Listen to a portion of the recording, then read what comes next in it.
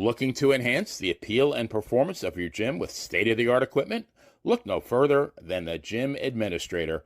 Founded by Sal Corrente, professional wrestling manager, promoter, and author of the great book Bruno Sammartino, the autobiography of wrestling's living legend, available on Amazon.com, the Gym Administrator will spot you on that final rep and assist you every step of the way from purchase through installation, whether it be strength training, cardiovascular training, or performance enhancement. The Gym Administrator works with a wide array of leading vendors and suppliers, carefully selected to meet the diverse needs of your clientele. Service the way you remember it. Contact us at 914-494-1066 or visit our website at thegymadministrator.com, as well as all social media platforms. The Gym Administrator. All your fitness needs under one roof. Scan the barcode at the bottom of the screen to get started today.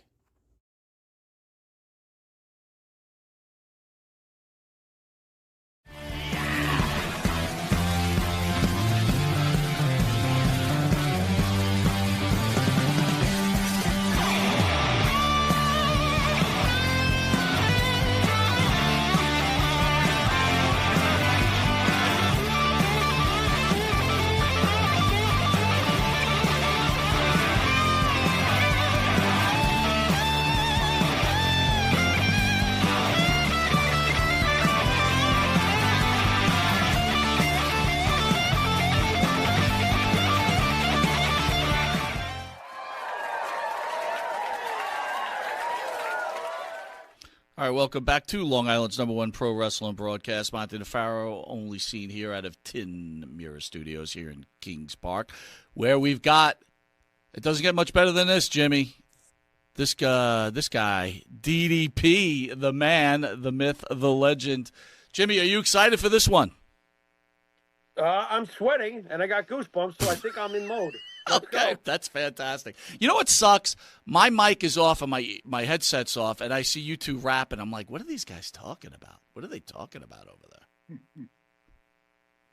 Well, that's for us to know and you to never know. Wow, that's just not fair. I know, I'm rough. No, it was actually some talk about the NWA and how Flair just ate up that traveling schedule. He loved doing that stuff. That's why Flair became who Flair became, because he just loved the duties that came with being an NWA champion and all the touring and everything. He just ate that stuff up. So that's basically what we were talking about.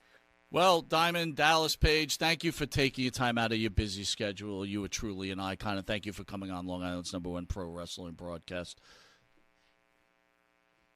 Oh, good to be here, bro. Good to be here. Yeah, I'm a big fan of Nate. We had our ups and downs, but overall, big fan. When you put, as me and Jimmy were talking before we came up, talking about, he brought up Tommy Rich first and asked Tommy why he only had the title for 5 days, and he said, because I like to stay home in Atlanta. Yeah, right. And, if you had that big goal back then, man, you were the world champion because you were all over the world. And Nate, I mean, he was born to do that, man. He was born to be the Nature Boy. Diamond, what did you think, since we're on Flair real quick, what did you think when you saw Flair's last match? Were you shaking your head like, Rick, come on, man, stop? Because that's what I was thinking. But, I know it's hard to throw him under the bus, but did you have some reservations about, like, should Rick just stop already? I mean...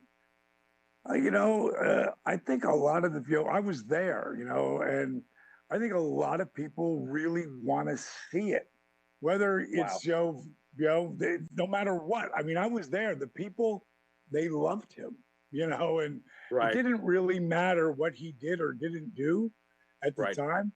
And, it was a really intense schedule he had too, leading right up to that and all the, from the roasting to the, to all the autograph signings and stuff. So, but he did it because he loves to do it, man. And that will be the last time I think you actually will see him do it. And I'm just happy that he's in a good place right now, So, okay.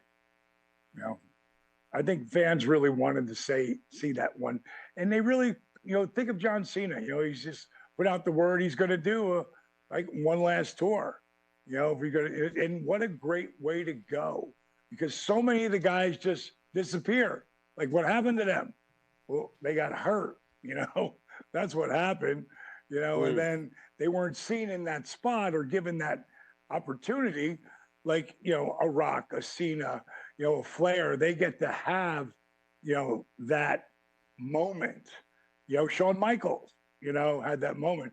And really, any of those guys who get to that top level, you know, I would have loved to have gone. I mean, that's why I went back and did TNA, because the WWE, when I went there at that time, that was not a good, you know, there was a point to be proven, and they were going to beat down whoever the WWE, you know, WCW guy was. It wouldn't have mattered if it was me or, you know, Sting or whoever that one guy, that first guy to come in. And I didn't really think about it like that when I, you know, until I got there. Then I realized, oh, I was on Stone Cold's podcast, but like right when he got towards the end of it, and I did so many of them because we're friends. But when they built them the actual set and everything out of his place in Nevada, right? These are outside of Reno. You know, he asked me, he goes, "Did you realize how much heat WCW had coming in?" And I was like, no, I did not. I knew when I got there, though. And there you go. And you know, and then I understood, like, okay, you can't take this personal. And what really comes down to is that for me personally, I knew I was a Hall of Famer, and I knew if I would have, you know, bitched and complained like so many of the boys have done, you know, not naming any names, but that's not who I am. And the really important thing that I learned, like I always say, okay, what did you learn from that? And what I learned from that made me the businessman that I am today. Like, I had something they really wanted. I was seen as the face of WCW. Of course, Sting was the franchise, Goldberg was the phenom, but I was the guy who came from nothing, right, and built myself up to be one of the best in the friggin' world at what we do. And I never went to NWO. I never had any moment where I wasn't WCW. And that was very valuable. And I undervalued that to myself, mainly because, you know, when I left there, WCW, like everybody, well, they still were paying us, and they would have paid me for a year and a half. They owed me like, I don't know, I can't remember what it was, 1.7 million, Jesus. something like that. And I left. Maybe it was 1.6, but whatever the hell it was. All I can tell you is I left $487,000 on the table because I was 45 and a half at the time. You know, how much longer could I go at that run? My body was beat up. You know, even though DDP Yoga was keeping me going, you know, I always thought about where am I going to be at 58 and 68 and 78, 88? You know, I always thought about that shit, you know? So when I came in there and it didn't work the way I wanted to, I had to ask myself, okay, what did you learn from that? And what I learned from that was that you can, when you really value yourself and you know your product, you know, your brand has value at a different level, you can't be afraid to walk away from the table. Because when Shane and Vince said to me, here's what we want for you, and we want you to be the stalker, and want you to stalk Undertaker's wife. And my first ex-wife, Kimberly, is sitting right next to me, right across from Vince. Now, if you knew how hard I had to fight for everything I got in WCW, when I say, if I was being me right then, like 100% me, I would have said, Vince, are you fucking kidding me? Are you looking at my wife? Like, you want me to stalk some other guy's wife when I have the most beautiful woman, on the planet? Like that's what I would have said. And because I didn't think there was any heat coming in, I didn't see it. Why would I have heat? Right. No, because I was WCW, and we almost put them out of business. Well, Dallas, we were this close. That's what I want to ask you. Did that WWE crew have the right, like the right to be angry at you guys? Because you were in the back there. Were you guys actually trying to put them out of business? I wasn't. Are you kidding me? I'm one of the boys. Why would I? I mean, I was so happy when Cody did what he did and created this hype behind him when he left the WWE and did what he did. Right there, I called him up. I said, come down and see me. And he came down to the Performance Center, and I've got like a production company, bro. I'm not, I just don't film workouts and shit. I mean, I've got a full-blown production company. The Resurrection of Jake the Snake. We did everything. We filmed it. We edited, sound, color, everything. That was my company, Comeback Studios. We did Relentless, another one. We're about to put out a show called Change or Die. That was a docu-series, and you've already seen the results from Butterbean and Bagwell. And there's another girl who had some incredible results. But my point is that we're a big production company. And I said to Cody, I said, let's start doing those videos like at a different level than what the Young Bucks are doing. Because the Young Bucks had like 100,000 people following them, and they were building their own brand. And it was a hell of a brand. And Cody was with them. So we started doing videos with him. And then it cost me hundreds of thousands of dollars again because I wanted to help Cody. And I tried not to offend the WWE by helping him and doing stuff with him. I never took a payoff ever, except when they asked me if I wanted to wrestle. And to be perfectly honest, the only reason that ever happened was because one night I was drinking and I said, I think we got one more shot. We got one more shot with me here. And, I think I'd like to do something. This is like 2019, right? And I said, and I've never really talked about this.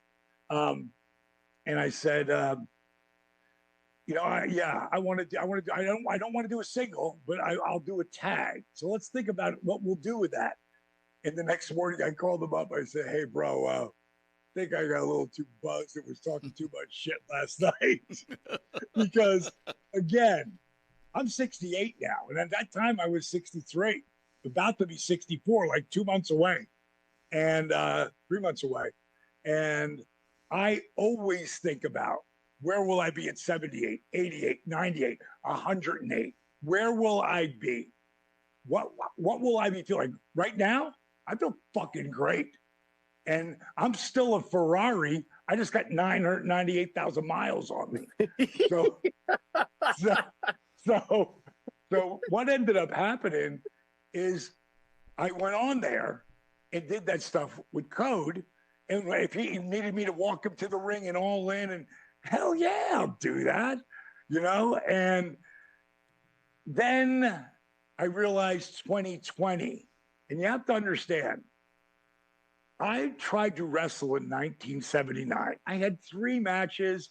I worked for like 2.5 months, 1 day a week. That these guys ever put me in the ring was just because I looked like somebody. I didn't have any of the knowledge or anything. And on the 3rd match, I went over the top rope. I torqued my knee, and my doc was like, listen, take off a month or 2. Then you can go back to that crazy shit you're doing, but take off a month or 2. And I got a chance. I've been working in the bar business since I was 17. I got a chance to run my first little rock and roll club. And now I'm the manager. And as a kid, being a bouncer, fucking, and then a bartender. But when I was a bouncer, and before I was a bouncer who wore a shirt that said Archstocks Royal Banner, before I wore that shirt, when I was 18, trying to get laid, I couldn't get laid with a fistful of pardons with a woman's prison. You know, I mean, it's fucking, it ain't happening. But as soon as I put that fucking shirt on, pussy all over me. That's all it takes is a shirt, Jimmy. That's all it takes is a shirt. There you go. With a club, in a hot club. Yeah. But the guy who I really wanted to be was the fucking manager, because the manager, he gets to buy the drinks, he gets the free. I mean, he's the guy. He's the host. He's got pussy all over him. Like, I want that job. Me too. So at 23, I got that job. Yeah. And the booze, the broads, and the party took me off in a different direction. And I watched wrestling occasionally. And then when I heard about WrestleMania, I was so pissed at myself for not staying focused and following the dream. And I fuck wrestling. I stopped watching wrestling. And then one night I'm flicking the channels and I see this dude with a leather coat and a boa and a do-rag and these crazy sunglasses, and he's with my boy Gorilla Monsoon. And I'm like, who the fuck is this guy? He's got such energy. It was Jesse the Body Ventura. And now he's pulled me in. And who's the first match? A guy walks out with a bag over his shoulder and a Fu Manchu. And I'm like, who the fuck is this guy? And it's Jake the Snake. And just the way he sauntered towards the ring, like, that motherfucker looked serious as shit, right? Then I watch him get in the ring, and I can't even see through his shit. You know, and I'm like, who the fuck is this guy? And then he cuts the fucking promo, and I'm like, okay. As crazy as this sounds, I call my buddy up, John Shipley, who's the guy. We met Gorilla Monsoon after our matches. He gave us the name of Tito Torres, this guy in Jersey City. And he would go on to work Memphis and a couple other federations before, little small, you know, some of the promotions before he, you know, packed it in. But I called him up and I said, Shipley, did I miss something? He goes, what are you talking about? I go, about the business. I go, have you seen this guy Jake the Snake work? He's like, yeah, man, he's incredible. I said, his shit looks real. He goes, don't be a fucking mark. I go, but his shit looks real. So now I'm a wrestling fan again, but I'm running a big ass club. It's not 1979, it's 1986. And I'm running a big ass club in Fort Myers, Florida. And one night, Jake the Snake walks in my club. If you worked Miami and then Tampa, because that would be like the route. If you worked Miami and then Tampa, that's 300 miles. And Fort Myers is almost right in the middle. And friggin' Jake fucking came walking in. And when I friggin' walked up to him, the place is packed. I walk up to him and it's gotta be him. I just walked up to him and I go, hey man, you Jake the Snake Roberts? Who wants to know? I said, the guy. I said, the guy who runs this place. He said, yes. What can I do for you? I said, what are we drinking? And we got fucked up. I was looking for a picture. You can see I got pictures everywhere. Yeah. I'm going to keep talking while I see if I can find this one picture. So one night I'm on Facebook and I see this thing pop up and it's a picture and I'm looking for it now. I'm not finding it, but it's a picture of me. No, that's not it. Me and Ted DiBiase and Luke the bushwhacker. Okay. Oh God, I was like, and on his Facebook post, it says DDP before he's DDP. And you see me with my flowing hair. I can't believe I can't find that picture. It's somewhere around here. I've been shuffling shit around. But later that night, this is me and Ted DiBiase doing Upside Down Tequila Shooters. This is after the club is closed. And it was so funny. He came here to work with me and do DDP yoga. And his wife, Mel, came with him. And he said, the first time I met Dallas, I was in Fort Myers, Florida, going through there. And I heard that he took care of the boys and made it a comfortable spot. And there was never any trouble. Because Jake had put me over, you know? And we went there, and God, he treated us like, he treated us so great. And then at the end of the night, we're doing Upside Down Tequila Shooters. While he finishes telling that story, I walk off the deck, and I got like my daughters there, and my girl, my wife, Paige McMahon. My wife's first name is Paige. Her last name McMahon. McMahon. When Jericho heard that, he spit the beer out of, not the beer, but the water out of his mouth. He went, what? It was classic.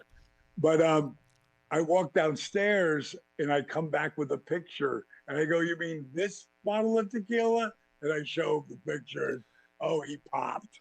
He popped. Dallas, let me ask you a question. I want to reel you back a little bit because you know, you mentioned how you were supporting the boys, and I totally get that. But you also had a very close relationship with Eric Bischoff, right, who's running the show. So, well, he's not in the beginning. Not in the beginning. I didn't have a close relationship with him.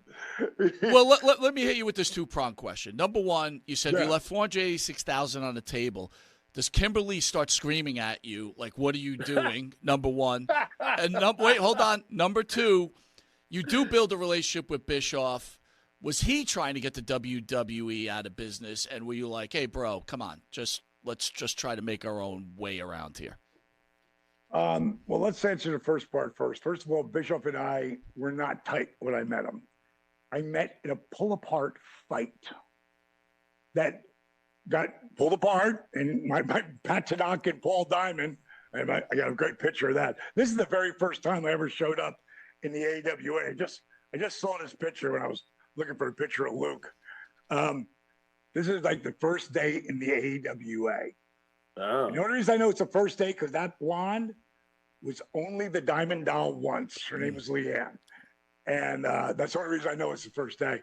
But Pat and Paul like pushed me out. What the hell are you doing? He's office.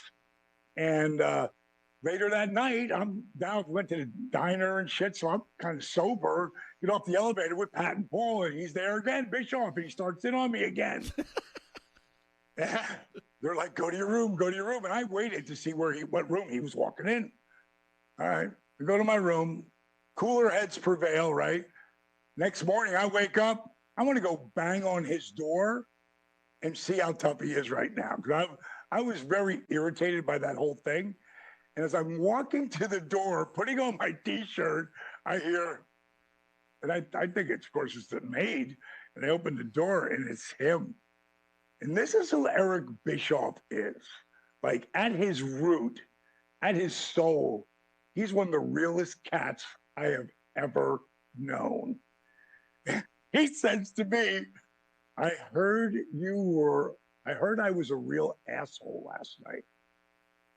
I'm sure he remembers this differently, but this is how it happened as far as I'm concerned. And I said, yeah, you were. As a matter of fact, I was just on your room to see you. And Bischoff says, I saved you the walk. And he says, and this is the character of Eric Bischoff.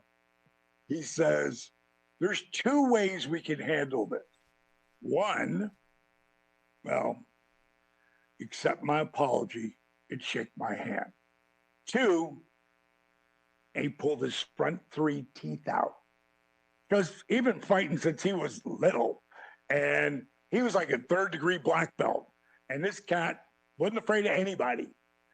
He pulled he pulled his teeth out of his mouth and he said, punch me in the mouth. Whatever you think is fair, I'm good with it. And I popped. I've been running clubs at this time since I was 23 and I'm 31 at the time. I have heard every fucking excuse you can hear to get back into a club. But I never heard that one. I said, dude, I'd much rather shake your hand. And that was that. And then later he would come to WCW, and Dusty heard that Jim Herd was bringing in this young guy from the AWA. And they needed a new facelift, for the smaller operations, the syndicated stuff, and going to give him a shot. And Dusty's like, do you remember him? I go, the name sounds familiar, but I don't remember him. And then he's really late, and I got to go do TV. And when he gets to CNN Tower, I'm really late, but we got to do this tryout. And as soon as he walks in the door, even though he looks like a Ken doll now, when he knocked on my door, his hair was down to his shoulders. It was silver. He was wearing a leather jacket. He was rode hard and put away wet. That's the way he was when he came to my door. Bottom line is, this time he looks like a damn Ken doll. He looks like a model. Got the short black hair. He looks handsome hell. But I recognize his eyes. And as soon as he walks in, I'm like, hey, man, didn't even have to say anything. We didn't have any time. I said, great to see you, man. Listen, we got to get in the booth. We got to knock this out. So I said, let's play this. Maybe it's a 6-minute match.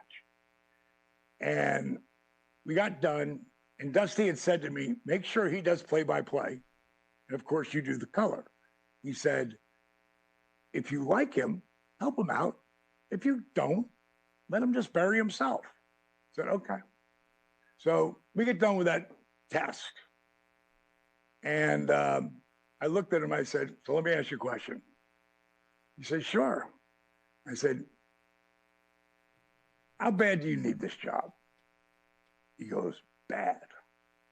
I shit the bed in New York that Vince ain't ever gone. He said, our wife is pregnant with our second kid. I need this job. I said, okay, so this is what Dusty told me. You do the play-by-play because you're doing color with me here. I'll do the color. Let's do it again. A minute into it, I said, stop the tape. I said, you don't know how to do play-by-play, do you? He said, that's not what we did up there. We talked about the match and the guys. And I said, okay, here's the deal. Play the tape. Start beginning again. All right, collar and elbow lock up. Boom, pulls him into a headlock. He goes, takes it up the top wrist lock. Oh, big elbow. Boom. Guy takes a bump out the floor. Now, hold on. This is what he's doing. He's clearing his head. I'll fill in the color. Let's try it. He nails it perfect. I go to the next phase. I do that. And it's much longer talking stuff. He nails it. Finally, we get done with it, probably about 6 times going through it. I go, I think he's ready. Let's give it a shot. And he goes, hold on a second. Can I ask you a question? I said, yeah. He goes, do you remember me? I said, yeah, you're the guy I almost got in a fight with in the AWA. He goes, wow, just checking. He thought he was toast because a lot of guys in all businesses, but especially ours, when you're down below and that guy fucking beats you down, when you get above, you beat him down. That's not who I am, though. And I never change who I am because of the way other people act. So that was the beginning of a relationship with me and Bischoff that would last a lifetime. I mean, Dusty Rhodes' wife, Michelle, Cody's mom, she sold me a house on one side of the street. She didn't even know, because Atlanta's so big, she didn't realize she sold one to him and me on opposite sides of the street within a week of each other. We were supposed to be together. and at the ultimate bottom of everything. So the relationship with me and Bischoff is real. Now, when he put me in the Hall of Fame, he told people that being his friend was not an advantage when it came to making money.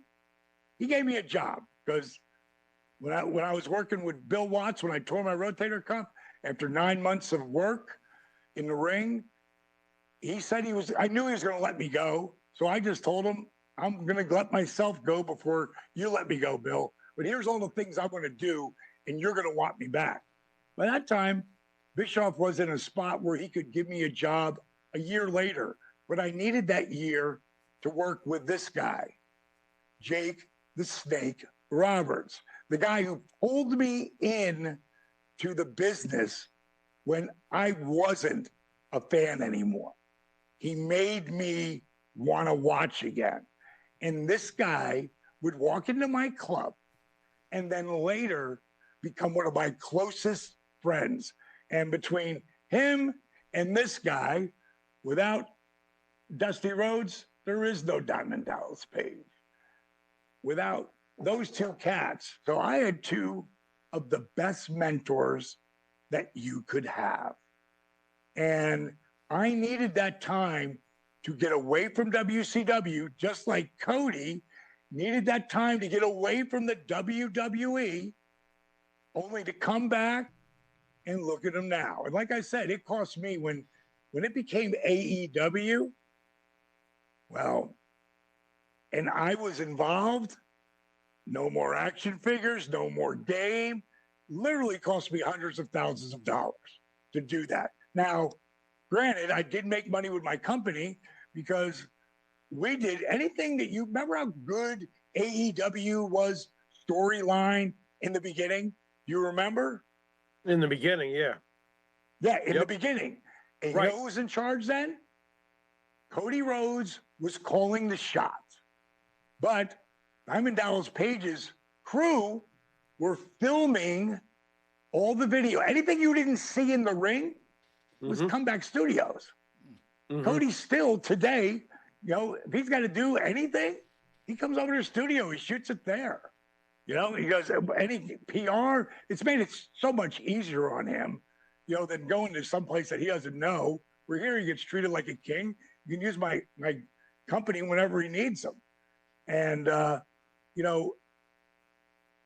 again, it cost me a lot of money, but it was worth it because of what happened. And I'm going to tell you how classy, I just got a text. I'm going to tell you how classy Triple H is too. This guy is running a $1 billion company. And I went to the Rumble and I wanted to see him just to tell him what I was doing with Lex and didn't get a chance to. And I just texted him, hey, Paul, just wanted to say, man, I would love to see you, but I know you were covered up, but what a great show. I mean, I thought the SummerSlam was great. And it elevated. I mean, you got Damian Priest lose the match and be more over than he was if he won the match. Right. I mean, that's the beauty. That's the beauty of wrestling. Like that's Stone Cold Steve Austin and Bret Hart. Bret Hart beats him, but Stone Cold goes boom and Goldberg. Like, I bet you if Billy had a chance, he would like to have taken the Diamond Cutter and got beat instead of a taser because I think it would have gone full circle. But I'm not complaining at all, in any way, shape, or form. I thought Kevin's booking on that was brilliant because he needed at that point he needed something to take him down, and him and Scott together to take him down. I thought it was good. I thought it was really good booking, But I would love to have been that guy to take it and then give it back to him on Monday, because I lost that match, but that elevated me so much because they showed what I could do with a guy who'd been working 15 months. Like that's his best match, and he'll tell everybody that. And it's one of my favorite matches. It's a great match. Great match. It really is. How did you, on the surface, Goldberg is obviously known in the past for being green or whatever. He's not exactly Bret Hart, but I find it fascinating that Goldberg's greatest WCW match was against you. Did you guys prep much for that match? I mean, it was a great match. Yes, and it's so funny, 'cause me and Bill, I go back to being with Bischoff in a strip joint in Atlanta, and we're having a good time. And I meet this guy, Bill Goldberg, full head of hair, plays for the Falcons, and we're friggin' doing shopping. It was like bro buddies, bar buddies, same like when I met Jake, only a lot different. But at some point, I said to him, I'm like, bro, you need to be in our business. Like, I know you're playing football, but this is 5 years before he comes in. Maybe it's 4 years. It's 4 or 5 years before. I mean, I get his number. We exchange numbers. We friggin', let me finish the Triple H story. I went to a different direction. My point is I text him that the day after SummerSlam. Later that day, I get a text back. Would love to have seen you, bro. Sorry I missed you. Like, where did he get the time? I didn't expect a text back. I expected just like one of a billion texts he got, But that's how I judge people, like how much character they have. You know what I mean? Like, and he has proven himself way to me over and over and over and over again on so many different levels, because there's a reason why Paul Levesque, and there's always Triple H to me because I love that name. He's the one who called me when I was getting inducted, and they had been wanting to catch somebody and surprise them because I was filming the Positively Living biography that they did on me, and it was in October. And, nobody finds out who's in the Hall of Fame until January or February. I mean, they really keep it tight. So I swear to you, X-Pac and so Bully Ray too, they both asked me, come on, you had to know. I go, bro, I had no idea. And that's what they were looking for. So they moved me where we were just filming. They did the sunset shot, and they're like, okay, we're going to shoot. Oh, hold on. Hey, boss wants to talk to you. Boss, pick it up, and it's Paul. And we just say, what do you have, man? How's it going? Oh, it's going really good. Blah, blah, blah. We're talking. And then he says, what you did with your career, man. He's like, coming in at 35 and a half years old, like I'm 22 and I'm looking at you. I'm like, is he crazy? He thinks he's going to actually get a spot doing this? Like, and then he went in and he starts putting me over, but you worked your ass off and you didn't let anything hold you down. And at some point I start thinking, oh, is this that call? Is this that call? And dude, I welled up, and then I said, I wish Dusty was here. That was the only thing that was, heart-wrenching for me, bittersweet. And Bischoff mentioned that when he started it, so it was just a great moment, and they captured it on film. Unbelievable. Diamond, did you raise go ahead, Jim. an eyebrow when Cody wound up going back to WWE? Because I thought to myself, how could AEW let him go? And it seems like AEW is slipping off the rails. Forgive me, but that's the way it seems to me. Is it too much of the wrestlers running it at this point? I don't expect you to throw them under the bus, but coming from a fan, it seems like it's, that's the situation here. How could they let Cody go? That's crazy. I don't know how you do that, especially when, like, nobody in this type of scenario is closer to him than me. Besides his wife and his mom and his sister, but sure, the business. Mm-hmm. And he told me what was happening. And I'm like, are you kidding me?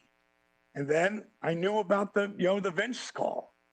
And didn't until after he did it, and he came, and he told me, and like, there's areas there.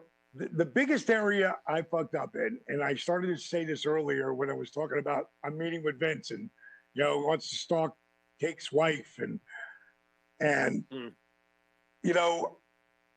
I gave him the idea, the People's Champion versus the People's Champion. That was the money. That was the money between the two companies, bigger than anything that they could have done. And at some point, when I can't talk them out of it, I go, how about this?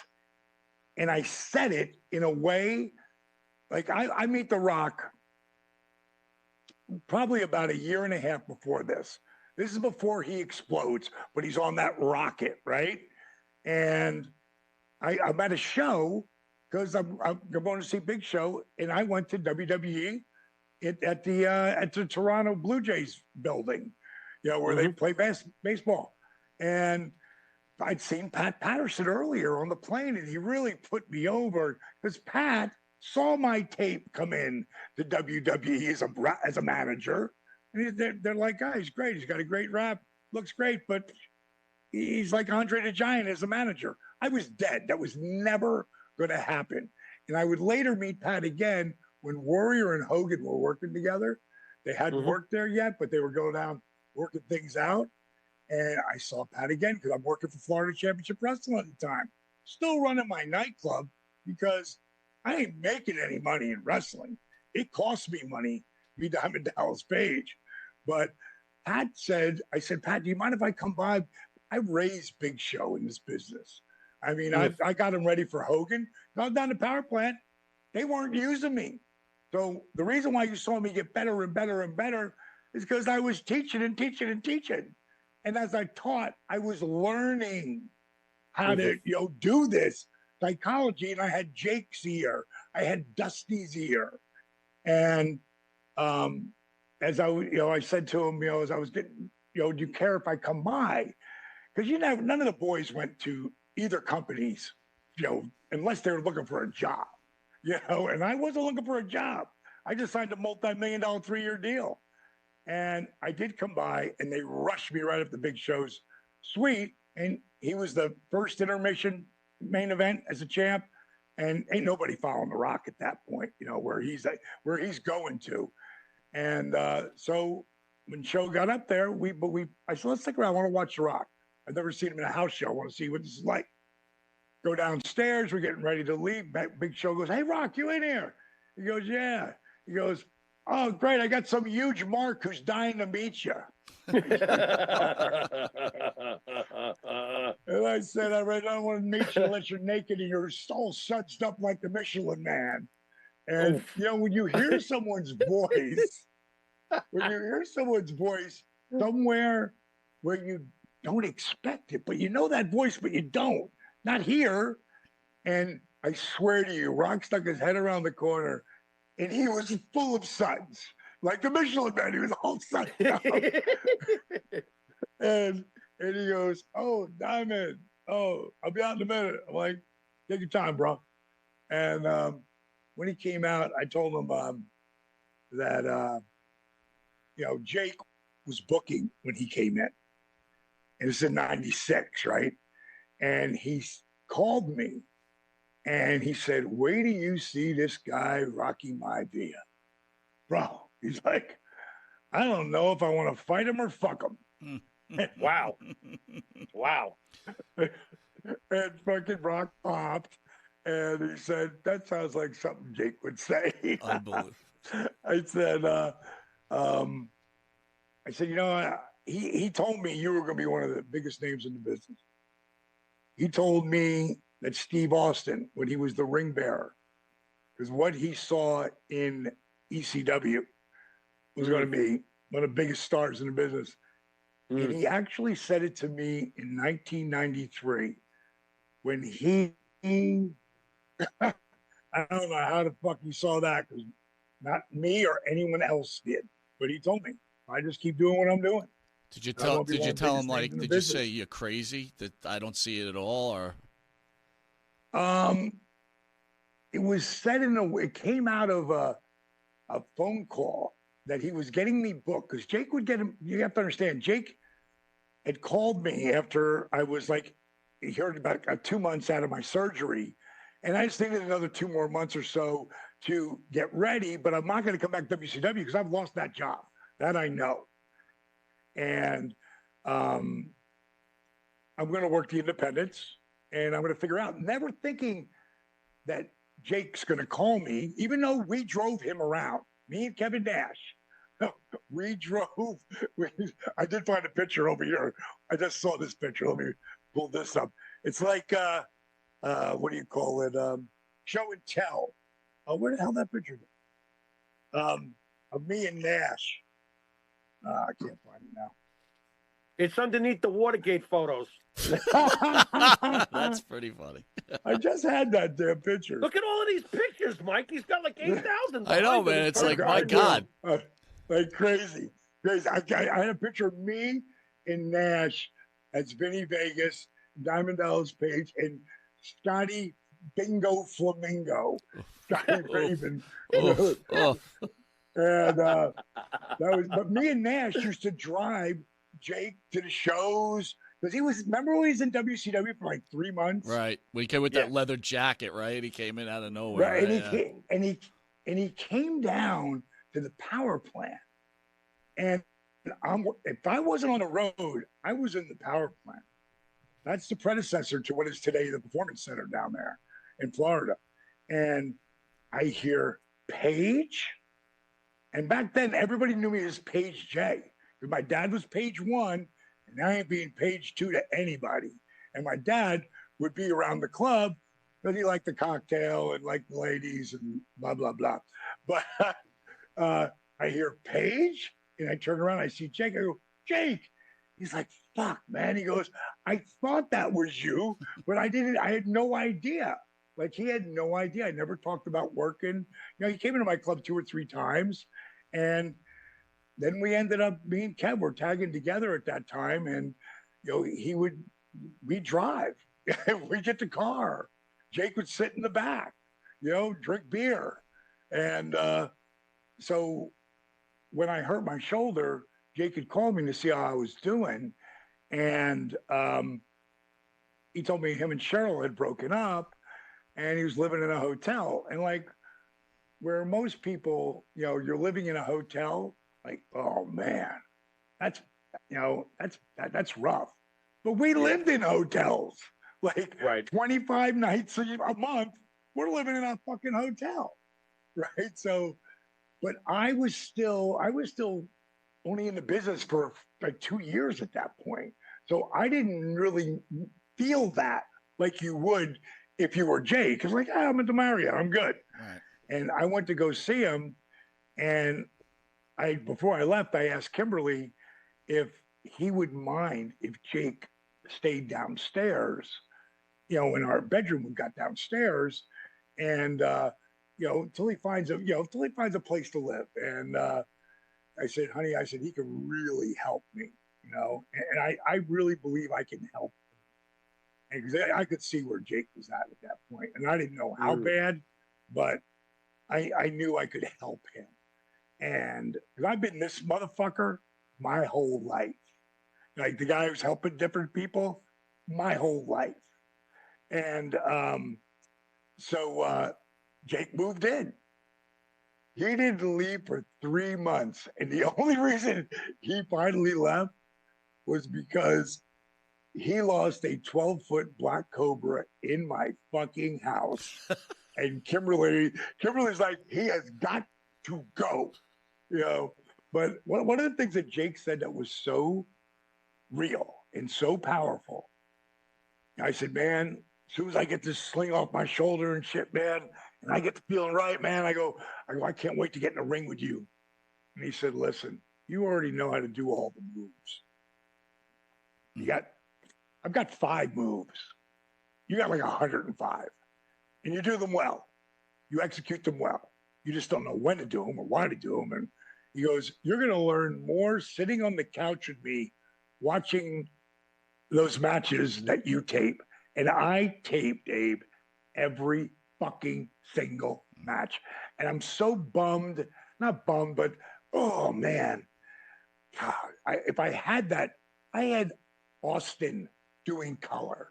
I had Raven and Nash, Regal. I had some of the and they would bust my balls so bad, on the tape behind me because they would do color for. We used to have such a good time. We're doing 3 in a room. Someone's got the cot, which is normally me, and we'd be drinking beers and watching the matches back from that night. And that was a huge learning curve. But to be able to take those, when Jake was gone and he got back with Cheryl, which unbelievable, he's back with Cheryl again. And they are so in love because Jake is finally the guy that Cheryl dreamed he could be. And he's been sober for over 10 years now, bro. So, like, Jake, this Jake I've gotten to know over the last 8 years has been pretty amazing. And a brother for life. But he'd be back with Cheryl, and I would drive out to Lawrence, Georgia, and play my matches for him. And some of it was decent, and most of it was like, what the fuck was that? Like, why would you do that? And he'd make me figure it out. Then the day I took a diamond cutter on an enhancement guy out of nowhere, he smiled, took a big toke of a cigarette, and went, now you're getting it. And that was the beginning of where I was going to be. And having him and Dusty in my ear at different points was so pivotal. And especially Dusty when it came to vision, like visionary shit. Right. And, seeing it. I always say, people who say, I'll believe it when I see it. Those fuckers never see shit. But the people who say, I believe it because I see it, those are the game changers. And I saw it. And like one time with Dusty, I was just venting my fucking ass off. I was just like so over the booking committee and not seeing what I was doing. This is like November 1994. And I'm really getting like, not good, but I'm getting pretty good.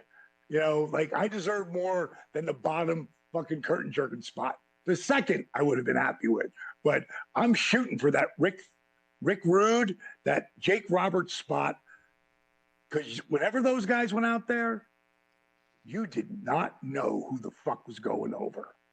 And I don't mean them together. I'm talking about whoever they got in the ring with, Rick or Jake. You had no fucking idea who was going over. And that's what I wanted, that element of doubt. And I said to Dusty, one of my favorite stories, I said, Dream, I know I'm never going to be you or Rick or Hulk. I know I'm never going to be the world champion. But the fucking bookers, he went, Dennis, enough. What did you just say? And now I feel kind of stupid, right? I'm like, well, come on, Dusty. I know I'm never going to be you or Rick. And he goes, no, D, what did you say after that? I said, well, I know I'm never going to be the world champion. He said, what the fuck are you doing it for? Dallas, if you don't think that you deserve to be a shot in the future of being the world champion, then you need to get the fuck out of our business right now. And I literally felt his hand come through the phone and just bitch slapped me. And he kept at me. But I can't tell you a thing he said after that.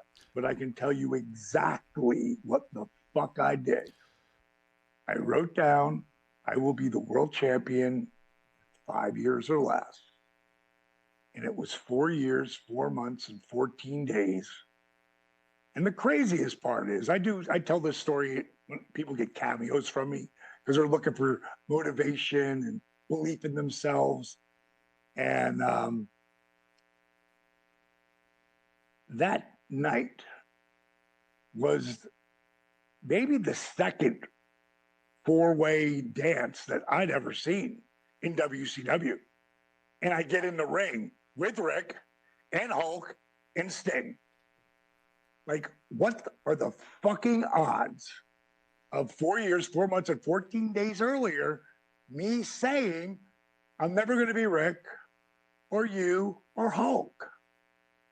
But yet I get in the ring with Rick and Hulk and the franchise Sting and the most decorated cat of our time. We were talking about him earlier, the one and only Nature Boy, Ric Flair. Doesn't give me a screw job finish. He takes a diamond cutter in the middle. 1, 2, 3. Wow. And I thank Rick.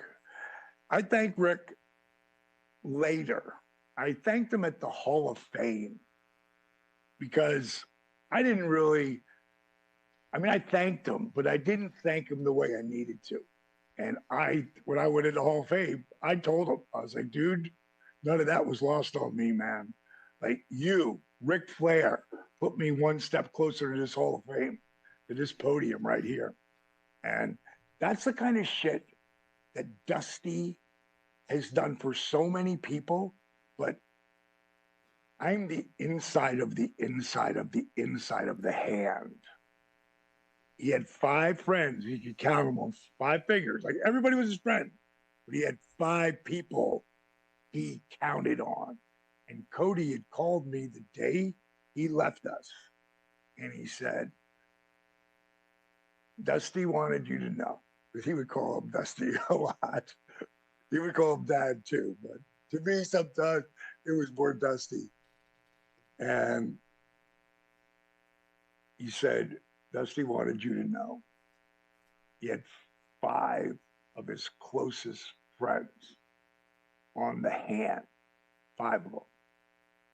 He said, some people fell off the hand. And I never heard this part. And Cody said, Dallas has never fallen off the hand. It's an amazing story, Dallas. Bob Cook, the wrestler out there, says, you were one of the hardest workers he's ever saw. You worked hard every TV taping. Pretty amazing. Dallas, I got to ask. Bob Cook. Bob Cook's a good man. He was a great guy to work with, and a lot of talent. I mean, he really got the business. Dallas, time flies by, right? You're an icon in wrestling. But, if people haven't seen it, I'm sure they all have, when you were on a Shark Tank with Arthur Boorman, I think I'm pronouncing that right? Yeah. You got it right. It's an amazing video of this gentleman, way overweight. What you did with him and what you did together was incredible. But the question I have for you haven't. First of all, you could just tell the positivity that you bring to this world, your friends, just by this interview. But for Diamond Dallas Page, which is more rewarding, your professional wrestling career or what you've done for the human race? It's kind of funny. You guys know who Brian Alvarez is, right? Yeah. Mm-hmm. Sure. So Brian did, before it was called DDP Yoga or DDPY. Why? Because I want people to stop calling it just fucking yoga, but it's not. But back then I called it YRG, Yoga for Regular Guys, right? And Brian was one of the guys who did it. He was a worker. He was beating up his body. And at some point, and I got to get the years right, because we've been successful as fuck for the last 13 years, coming up on 14 years. And it was 8 years before that. It took 8. We were an 8-year overnight success. And I had $548,000 in it before I took a dime. And so it's probably, we've been successful, say 14 years. It was 16 years ago. I'm doing an interview with Brian Alvarez. And he says, where is Diamond Dallas Page 5 years from now? And I said, honestly, Brian, I am the new Jack LaLanne meets Tony Robbins meets straight Richard Simmons. And he popped on that. And I said, I honestly believe in the next 5 years, DDP Yoga, I would said YRG at the time, but DDP Yoga is going to overshadow my wrestling career. He said, what? Now he'd done the program. All he'd seen is DVDs at this time. He hadn't seen a whole system I built. He hadn't seen the app with 500 workouts and food, 3 different food plans and inspiration out the ears, and to keep people accountable, or our community, which is 78,000 people strong, like that really care and help each other. He hadn't seen any of that. And he went, D, come on. That's a bold statement. Like, you had a hell of a run. I said, I know. I said, but I really think, you see, Arthur had already happened. It just hadn't gone viral yet. In 2007, I started working with Arthur Borman. And I got to try, let me see if I can find, oh, here it is right here. Let me just show for people who are watching this. Oh God, so there's so many pictures I've got here. Normally I have it right up on top. I'm not finding it. Diamond cutters, celebrities. Let me find, because they'll really put this right. Here it is, Arthur Borman. So every single person who got my program, when I first put it out in 2000, end of 2005, going into 2006, every single person who invested in a program got an email from me. Now, it was a cut and paste email, but it was from me because it was just me for 8 years. And I sent them a thing saying, hey, thank you so much for believing in me. I so appreciate you investing in, yoga for regular guys. And, I'm not trying to sell you anything. You already invested in a program. But what I would, if you could take the time, I got 6 questions here. And people thought, bullshit. This is not Diamond Dallas Page. This is some automatic response. No, today it is. Yeah, today it is, but not back then.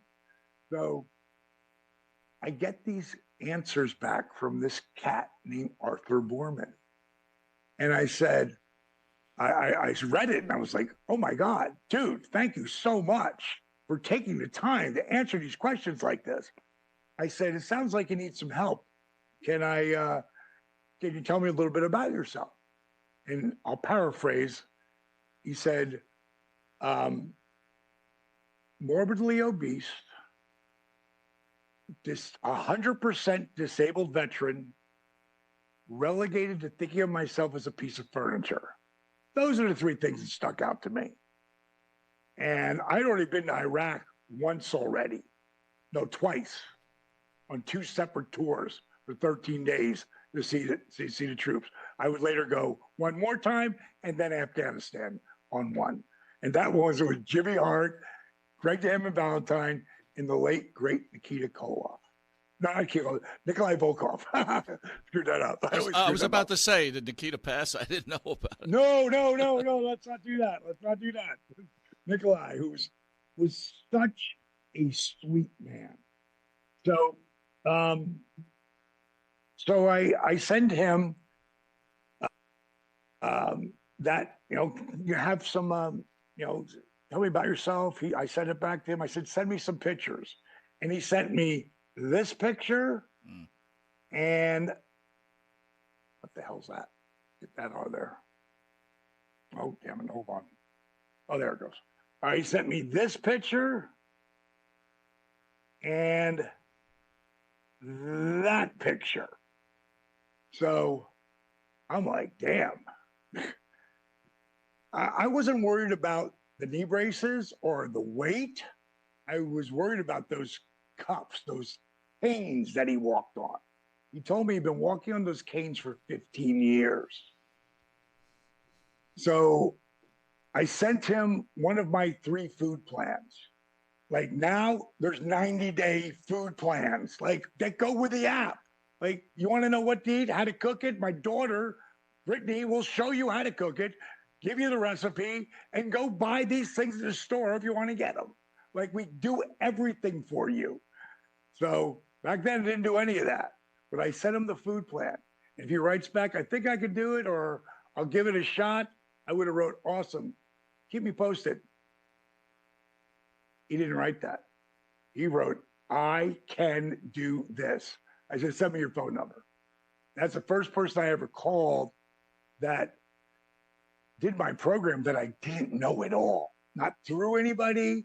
I'd meet people through friends of mine, help them, but it came out of nowhere. And I think personally, God, or whoever's running my video game, which I call him God, I said, I believe God sent him to me and me to him. And this would be, for anybody's watching, just to say, if you've never seen the video, okay, he goes from that guy in 10 months to that guy. Amazing. Wow. From amazing. that guy. Wow. From that guy to that guy. From that guy to that guy. From this guy. This is my favorite picture, though. I'm like, Arthur, why is your son holding on to you? He said, because I'll fall. Not anymore. Jesus. From this guy to this guy. Now, this is my favorite picture, though, of all. In 10 months, he lost 140 pounds. More importantly, he lost the knee braces, the back brace, and the wraparound canes, not just to walk, but run. In 12 months, he sent me a picture with Warren, who did his first video that about 200,000 people saw. This is a picture to celebrate his 1-year anniversary with Warren standing on his back in plank. That's how much my program can strengthen your body. That's the best example I could give ever. So it's safe to say that that's the love of your life then, huh? You know, I loved my run. It was such a fantasy. You know, it could never happen today. Not the way I came in and be a manager, and no one will ever repeat that. It's just impossible. It's impossible, you know. But I do liken what happened in my career, and I love what's happening in the last year or two with Sami Zayn and Eric Bischoff. Was on 83 Weeks and said, I liken this push that's happening from the people for Sammy. I liken it to watching what happened with Diamond Dallas Page. You know, the people's guy, you know, and people, they love Sammy. And he ain't the biggest guy. He ain't the strongest guy. But, man, that cat can work his ass off. And he's freaking, you gravitate towards him because of his belief in himself. And the other guy, they brought it up at WrestleMania, and the guys from Rolling Stone brought me into it in what I thought of him, and that's LA Knight. I mean, he's 40, and his career is exploding. Right. Who's that sound like? Similar. Yeah, exactly. Yeah. Yeah. But he worked 20 years. Right. Like, I'm a huge fan of both of those guys. Like, huge fan. And I can remember coming up to Sammy. I want to say it was not last year's Royal Rumble, but maybe it was the Rumble before. And and it was before the bloodline thing started, which I thought was so money. I mean, so money. And bringing Sammy in, oh my God. And my favorite moments were where, Roman, I think Roman's as good as it gets right now. And back then, like for years, he has been. But he tries to, he doesn't try. He is a badass. And he ain't laughing at shit. But there are times where Sammy got him the friggin' like almost break character. It was like watching Saturday Night Live. Right. Like it was just so close. And Roman's like, you motherfucker. He's like, he's trying not. And sometimes, I think one time, I believe I remember one time where he just laughed out loud. Like he couldn't hold it in anymore. I mean, I love so much. Like I used to tape Raw and SmackDown and just fire through shit, like I'll pick what I want to watch. And I'm still like that today, but I don't fast forward as much, and I think the talent and the storylines since Triple H has taken over. I mean, you're talking about a guy who was 14-time world champion, couldn't be at any higher grade in the business. And I think the fans really see how much he loves the business, man. Yes. And cares about the boys and the girls. He cares. Like he really cares. And it's very obvious with his booking. And I wish you guys saw the video that I did talking about the slap. And I compared, when I saw the slap, I was in Jamaica, and I had to make a video about it, and I got one of my guys to edit in all the, WCW stuff, the NWO, the takeover, Hulk turning, and then I brought it to the slap. And how, I mean, my phone, my text. Everybody was like, what the fuck is happening? Because what was so great about it, it was reality based. And that's what our big run, Kevin Scott, I mean, they were the icons, man. Those cats coming in, and I'm going to put myself over, like, that don't happen without me. And maybe that was a little bit of heat I had on top of that, but that's what lit the business up. Like, you got to fire this business up, and getting those guys there, you can ask Bischoff, man, he'll tell you. Like, I was the conduit, because they were both my boys. And for them to come through, and my career never happens without Dusty, without Jake, without Eric, without question, because without getting the breaks that he gave me, but he never gave me the push, and he never paid me. When I got my multi-million-dollar deal, Harvey Schuller gave me that contract. And I told him, I said, I love you, and I know you love me, but I'm not doing my money with you. If I want to stay here, I'm getting paid. And without Kevin Scott, and of course, Randy and Holt, all those guys were so pivotal. But Scott and Kev were the most pivotal, because it was my idea for me to turn on the NWO, but Kevin pitched it, because there was no way I'm going to tell Eric, yeah, here's my idea. And they give me, and I took the shirt on, and I hugged Kev, and Scott goes to grab my hand, and he goes away, bang, and Kev goes over the top rope, like, I'm on his tail. So I want to drop the two biggest names in the business right now. It never would have worked. But Kev, the big guy, he could make it work. And it was supposed to go 3 weeks.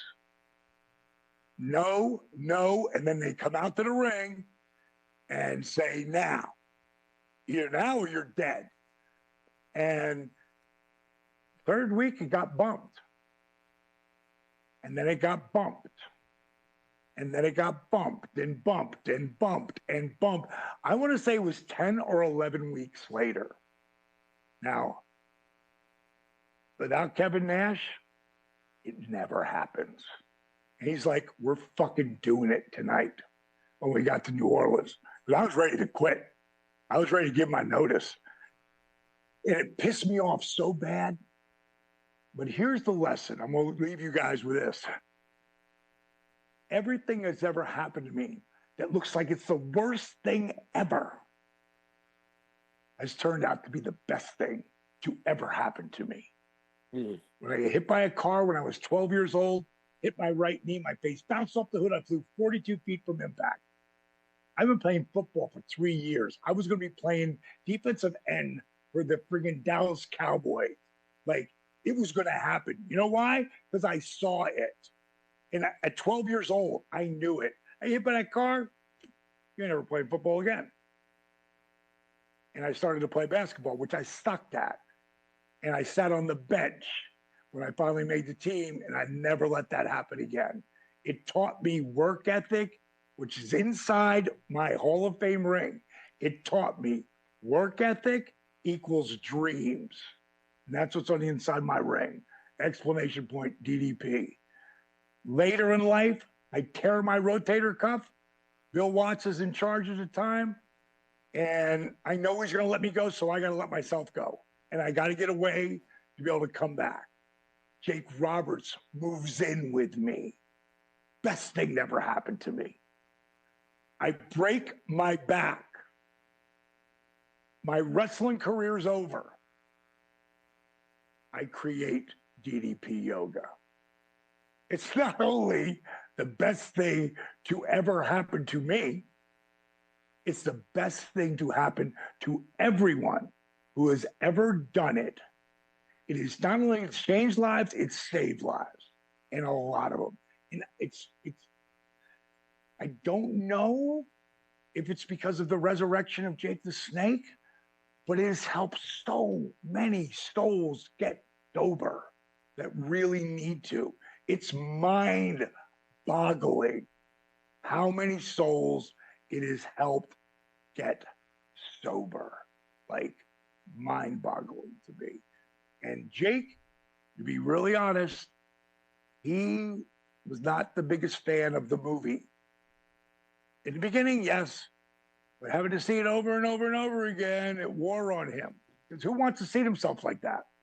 Mm. Then Jake went out and started doing his comedy tour, which is ridiculously funny. If you're a wrestling fan, it's ridiculous. If you're not, it's funny. Because he's just got the greatest stories. He's one of the best storytellers ever. And, you know, Jake, he met so many young kids who came to the show and thanked them for giving my dad back. I got my dad back, hugging him, crying. That documentary has changed and saved a ridiculous amount of lives. And if anybody wants to see it who doesn't even really heard about it, or you think you saw it, because if you think you saw it because you saw some videos on YouTube, you didn't see shit. Go to Amazon Prime. It's up there, along with Relentless, another documentary that we wrote. I should say we produced and did. And it was really the story of me breaking my back to where we are now. If you're an entrepreneur and you're trying to do something that's bigger than, then you want to watch that documentary because it'll inspire the fuck out of you. But it also shows you where I go down, but I come right back up again. Everything that has ever happened to me, that is looks like it's the worst thing has turned out to be the best thing. And I'm going to leave you with this, and I'm out the door. I'm sitting in Cody's trailer. You might not have seen it yet on Peacock. Well, it's on YouTube, actually. And it's the behind the curtain of the whole run, leading right up to Rock and everything. By the way, Rock, the biggest star in the world, and he's one of us. The Mania was already sold out, but The Rock being involved and having the vision to turn himself heel as the final boss. I mean, you can't write this shit. Like, with Vince being gone and Rock is on the board of TKO, it's like, you can't write this shit. And The Rock elevated everyone. Everyone. For sure. Cody looked at me, and I knew when he found out that it looked like it was going to be Rock and Roman.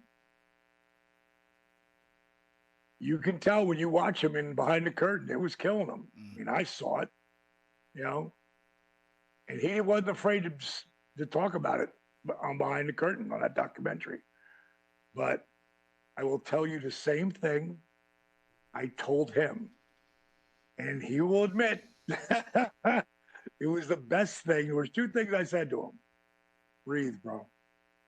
No, I mean deep breath. And exhale. You start to feel that anxiety and that stress, breathe. That's the best thing I teach anyone who's listening to me right now. Breathe. Why? When you're deep breathing,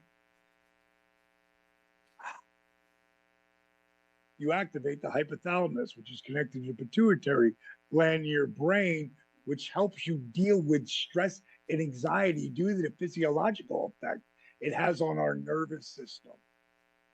When you're deep breathing and controlled, thoughtful breathing, you are sending neurohormones to inhibit stress-producing hormones, which triggers a relaxation response in the body.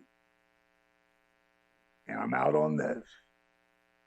I told Cody, no matter what happens, it's going to be the best thing that ever happened to you. Because I know what that dark side looks like when you think it's the worst. But somehow, if you see it and you really believe it, it will find you. Tell me what kind of run Cody Rhodes is having right now. Pretty great. He's in the top 1%, bro. Honestly, to me, I mean, I go back 50 years basically watching the sport. I think he's the greatest face in WWF/E since Bob Backlund, but that's me. He's hitting it on all cylinders. Yep. And he breathes and he chills and he produces. And you've never seen it. I used to grab cameras from people and do the flicker and do no, don't relax. Because we had those little yellow things, right? And I do a snapshot. I watch him do that. He goes a step farther. He signs people's shit on the way out. If he's working a main event, he's going to sit around and talk to you afterwards. Nobody's done that. Nobody. And a lot of guys don't think it's not sustainable. It will be for Cody Rhodes. Yep. Well, Dallas, it will be. Dallas, I want to thank you for taking the time out. I want to thank Sal Corrente for hooking us up with you. You're quite the individual. And, again, thank you so much for spending the time with us. Hey, good time, boys. I'm glad you enjoyed the stories. All right, my friend. Absolutely. Right. Thank you all for joining us. This has been Long Island's #1 pro wrestling broadcast. That is the great Diamond Dallas Page. Not only a great wrestler, but a great human being. Jimmy, We'll see you next Wow. week. All right? Yes, sir. Yes, sir. Thanks, boys. Appreciate you. I appreciate you. All right, we'll see you all next week. God bless.